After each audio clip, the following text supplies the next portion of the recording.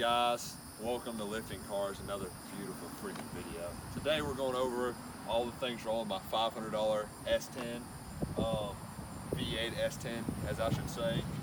She definitely got a lot of problems with her, alright. 500 bucks was it was there for a reason. And let's get into the first problem here. This puny little carburetor right here, it's only a little 2-barrel. It chokes this thing out so bad. I mean, it has trouble starting up cold. It has trouble idling altogether. Every time you put it in gear, it just bogs it down. It has no power. It cuts out, and it just messes with the whole thing. It's got bad vacuum leaks and crap like that. But that is probably one of the main issues of this thing. And until I get a 4-barrel on there or a better carburetor, I will not be taking this thing drag racing, because I do not want to lean out the motor too bad because it's running so freaking lean. But we have other major problems here. That's a performance issue right here. Some genius that put this truck together, put the upper ball joint, the knuckle for it, like right up against the tire, so every time I hit a bump it hits the tire, and then it hits the part of the frame right here, and you see it's bent in right here already. And I don't know what to really do about that. It really makes a terrible sound. Like, oh my god, every time you hit a bump it's just a slam down in the front. I need to get new rims for it too. These rims are the most hideous things I've ever seen in my life. I mean, you guys really think I would ever put something like this on a vehicle? And while we're down here, let's get to another discussion that's very bad. This thing has barely any brakes at all. Barely any brakes, only front brakes. And I've tried to get them off to see what kind of pad they are and see the rotor and everything, but of course they're rusted on there, and I don't have the proper tools nor the money right now to get tools to get better tools, I guess, a torch and stuff to get this off. So for now I've got to leave that on there, and I hate to do it, but I mean, these brakes fit like sponges, like to the floor all the time. I mean, to stop, and it feels like a freaking Twinkie is getting pressed down on there. But that's a bad issue too. Another issue is the lights.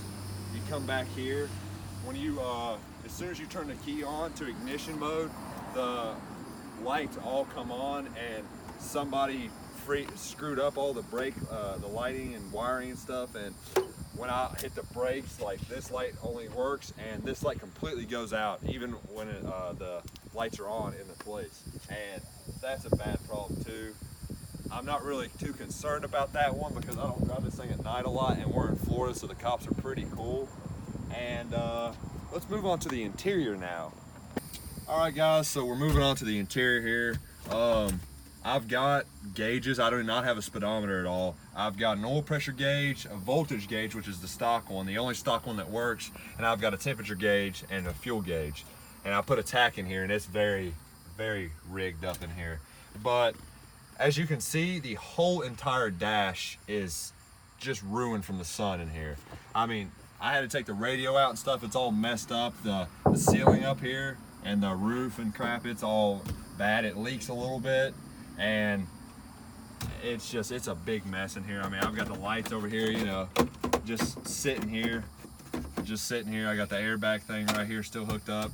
But surprisingly, the heat works in this thing, and it's surprising. But another thing, this slap shifter right here is off of a 700R4 transmission, so it's a 4 speed thing.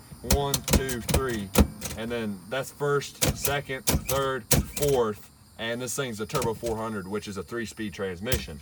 And so every time I go down, this is first gear, but to get it in second gear I have to hit it twice to get it in second, and it's an issue sometimes because I miss shift a little bit. But other than that, guys, I mean, it starts right up. It's cold right now, so the carburetor's going to act up, but see, it runs very bad at startup. You give it gas, it misses a little bit. I mean, it's not cold right now. It's warmed up a little bit. I would never rev it like that cold, but yeah, it's there's a few issues with it. The seat is probably one of the it's a bad thing too. I don't know who had this before me. I guess it was a large man, because there's a hole in this seat. I mean, I sink down in that crap, all right? I'm 6'4", and it looks like I'm almost on the ground when I'm sitting in this thing. It's soft, but it's uncomfortable at the same time. But other than that, that's the only bad issues. It needs a rear end in it. It needs a limited slip rear end, or I might weld the diff actually, because it's only one wheel peel right now, and sometimes the other tire kicks in. But yeah, it's bad. The suspension's pretty bad all the way around too. It's just kind of a stiff, just poopy suspension, and I don't like it. But that's more to come in the future. I'm more worried about the brakes and the carburetor and stuff right now. But guys, if y'all do this for me, please like and subscribe to my channel. I mean, I'm so happy. Today marks 1,200 views on that one video. I've only got 32 subscribers, so I think I'm doing all right, I guess. It's hard to get content with this new crap. I have to get 1,000 subscribers in crap, man, just to start making money on this thing. But I'm not really worried about that for right now, guys. If you could leave a like and a comment below, see what y'all want to see next, I'd appreciate it. Y'all have a good day.